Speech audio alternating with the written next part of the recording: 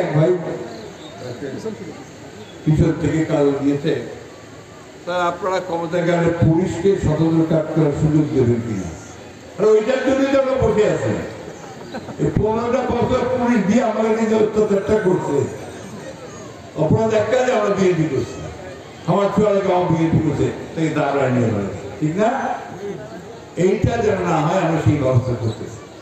সংস্কার করার কথা হচ্ছে, পুলিশের সংস্কার করার কথা হচ্ছে, তারা স্বাধীনভাবে কাজ করবে, বিচার স্বাধীনভাবে হবে, এই রকম একটা রাষ্ট্র আমরা তৈরি করতে চাই।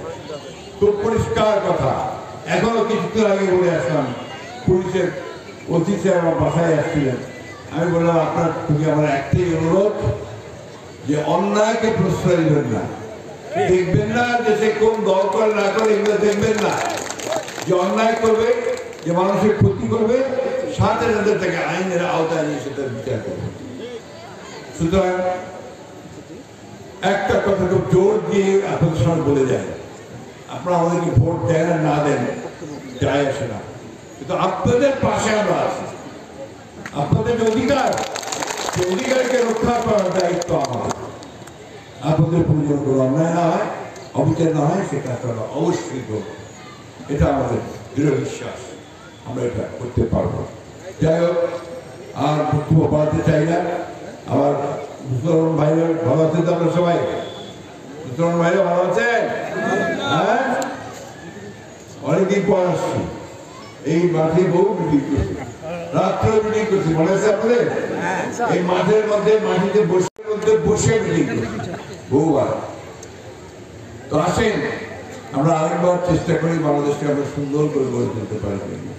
হিন্দু, মুসলমান, বৌদ্ধ, খ্রিস্টান সব মানুষ এক হয়ে আমরা 1971 সালে যেভাবে দেশটাকে স্বাধীন করছিলাম, তখনও দেখি না কে হিন্দু কে মুসলমান। এখন আসেন আমরা সেইভাবে দেখি যে আমরা আমাদের দেশটাকে সেইভাবে আমরা তৈরি করি। আর সেরকম মানুষের আবার না আসে, যাকে ফ্যাসিস্ট কায়দায় দেশ শাসন করে চলে যায়, যাওয়ার সময় তার বন্ধুদের কথা একটা মনেও রাখে, এরকম অবস্থা যেন সৃষ্টি না হয়। তো আপনাদের সকলকে অনেক ধন্যবাদ, কষ্ট করে আসছেন।